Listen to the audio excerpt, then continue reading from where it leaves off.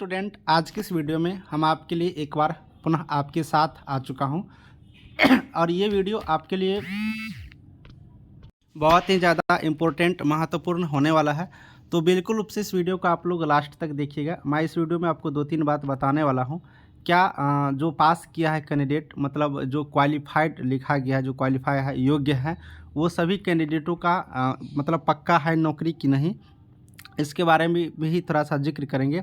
दूसरी बात, क्या क्या सच में रिजल्ट में गड़बड़ी हुई है, इसके बारे में भी हम लोग बातचीत करेंगे। ठीक है, ये दोनों पॉइंट इस वीडियो के आज के लिए महत्वपूर्ण है। बाकी काउंसलिंग की जो प्रक्रिया है वो तो आप लोग समझ ही रही हो, हम आगे उसके बारे में भी थोड़ा सा बता देंगे। तो वीडियो को आप लोग अंत तक देखना है, नहीं तो कुछ पॉइंट छूट जाएगा और आपको फ़ोन करने के लिए यहाँ पर आप लोग मजबूर हो जाएंगे। और फ़ोन मैं उठाता नहीं हूँ क्योंकि फ़ोन उतना सारा आता है, किसका फ़ोन होगा उठाए, बात हो ही नहीं सकता है ना, बहुत सारे काम मेरे पास भी रहता है। तो फ़ोन करने की कोई ज़रूरत नहीं है, बस वीडियो का आप लोग अंत तक देखते रहिए। मैं आपके हर पॉइंट को वीडियो बना के डालता रहता हूँ। चलिए सबसे पहला जो बहुत बड़ी प्रश्न है, सबसे महत्वपूर्ण प्रश्न है, क्या रिजल्ट में गड़बड़ी हुआ है, इसको लेकर के बहुत ही ज़्यादा स्टूडेंट यहाँ पर 2-3 जो यहाँ पर मार्कशीट है, स्कोर कार्ड है, उस स्कोर कार्ड को व्हाट्सएप पर भेज रहे हैं कि सर इसको देखिए कैसे क्वालिफाई हुआ, इसको देखिए कैसे क्वालिफाई हुआ। तो उसके बारे में पहले हम लोग जिक्र करते हैं, क्या सच में हुआ है कि कोई फेक है, फेक भी तो हो सकता है। तो डायरेक्ट हम लोग विश्वास नहीं कर सकते हैं जब तक उसका सच्चाई सामने नहीं आ जाता है। चलिए हम आपको और भी कुछ दिखाते हैं इसी के बारे में, फिर हम लोग जो पास किया उसके बारे में बात करेंगे। जैसे मैं अगर आपको ये PDF दिखाऊं, इसमें बहुत सारा डिटेल्स है, तो किसी का निजी डिटेल्स दिखाना ठीक नहीं रहता, इसलिए मैं उसको ऊपर कर दिया हूँ। लेकिन जो मेन पॉइंट है मैं उसको जिक्र कर देता हूँ। इसमें क्या लिखा हुआ है कि यहाँ पर जो नॉर्मलाइजेशन मार्क लिखा हुआ है 19 पॉइंट मतलब कुछ है, ठीक है, 4-5 करके है, मतलब 19 मान के चलते हैं। और यहाँ पर इसका जो ये मार्क है मतलब 20 प्लस कुछ है, ठीक है, मतलब ये जो वो मार्क एग्जाम में प्राप्त किया वो 20 प्लस है, क्लियर नहीं दिख रहा है लेकिन 20 प्लस ही है, और नॉर्मलाइजेशन 19 है, फिर भी ये यहाँ पर क्वालिफाई लिखा हुआ है ना। तो इसी तरह के बहुत सारे आप लोग भेज रहे हो व्हाट्सएप पे। तो मैं आपको सबसे पहले बता दूं कि ठीक है, अगर आपका मानना है कि ये गलत है या फिर सही है, जो भी हो वो मुझे भी मालूम नहीं है। अगर आप लोग के पास कोई प्रूफ हो, मैं आपके लिए बता रहा हूँ, इसके लिए मुझे कोई ये दिक्कत नहीं है। अगर आपके पास प्रूफ हो, जैसे कि आपको इनका रजिस्ट्रेशन नंबर होगा, इनका पासवर्ड होगा, तो आप लोग एक बार खुद से वेबसाइट पर चेक कर लीजिए। चेक करने के बाद सच में अगर आपके सामने गड़बड़ी दिख रहा है तो आप लोग BTSC को जा कर के बताइए, ठीक है। BTSC को जाकर बताइए, क्योंकि मान लीजिए गड़बड़ी होगा तो उसको सुधार किया जा सकता है ना। क्यों गड़बड़ी रहेगा भाई, जब सब कुछ सही है तो सही होना चाहिए।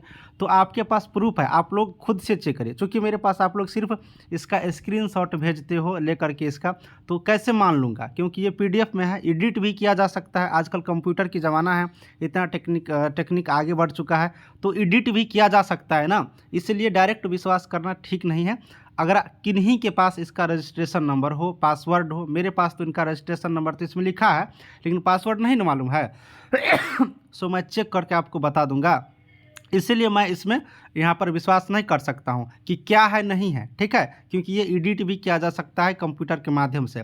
तो जिन किन्हीं के पास सच में प्रूफ है, रजिस्ट्रेशन नंबर उनका होना चाहिए, उनका पासवर्ड होना चाहिए, और दोनों को लॉगिन करके आप चेक कर लीजिए। अगर उसमें जब गड़बड़ी दिखता है तब जा कर के BTSC को प्रूफ के साथ दीजिए। देखिए, डिपार्टमेंट जब जाइएगा, BTSC को जब हम लोग को बताएंगे तो प्रूफ देना होगा ना।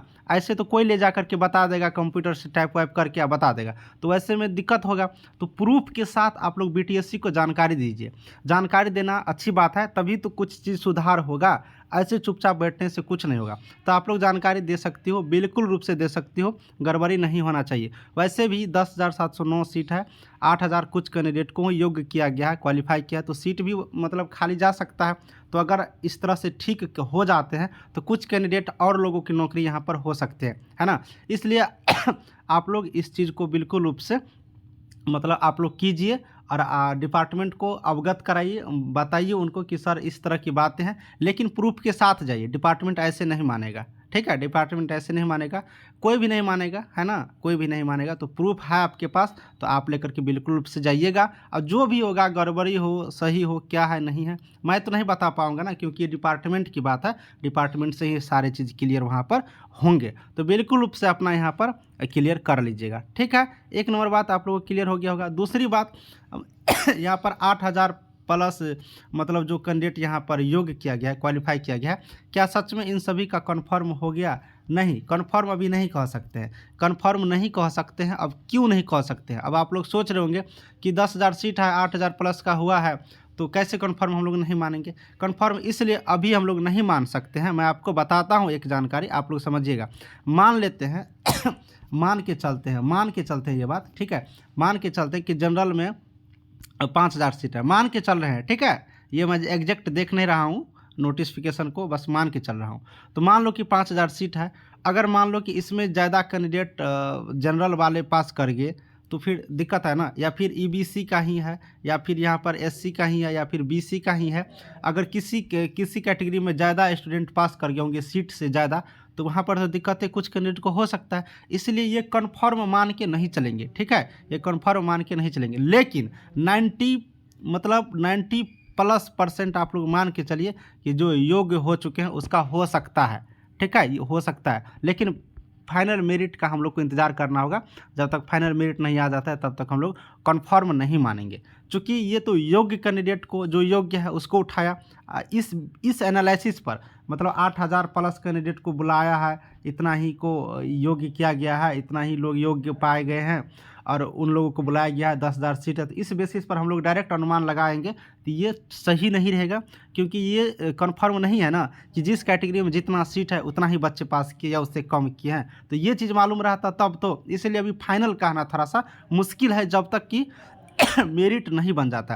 तो अब आप लोग के माइंड में बहुत सारा डाउट क्लियर हो गया होगा, इसलिए आप लोग को ज़्यादा परेशान होने की ज़रूरत नहीं है। देखिए, मैं एक बात और आपको बताना चाहूँगा कि जो न्यू बच्चे हैं, जो न्यू स्टूडेंट है और न्यू वैकेंसी का इंतज़ार कर रही हो, तो आप लोग का न्यू वैकेंसी आएंगे। इसका डेट मालूम नहीं है, मुझे भी जानकारी, लेकिन आएंगे। इतना चीज़ आप लोग कंफर्म रहिए, कब आएंगे जैसे जानकारी आएगा ना मैं बताऊंगा। लेकिन या उम्मीद रखिए कि 2024 में, मैं बता दे रहा हूँ, अपने अनुमान से मैं बता दे रहा हूँ, 2024 में आपकी वैकेंसी आएंगे।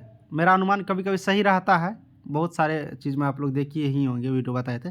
तो मैं अनुमान तो बताता हूँ 2024 में वैकेंसी आएगा, कंफर्म आएगा। आप लोग चिंता करने की कोई ज़रूरत नहीं है, ठीक है। बस आप लोग पढ़ाई करते रहिए। लेकिन अगर वो गड़बड़ी वाले बातें जो कह रही हो आप लोग, तो आप लोग पता करिए, डिपार्टमेंट के माध्यम से आप लोग पता करवा लीजिए।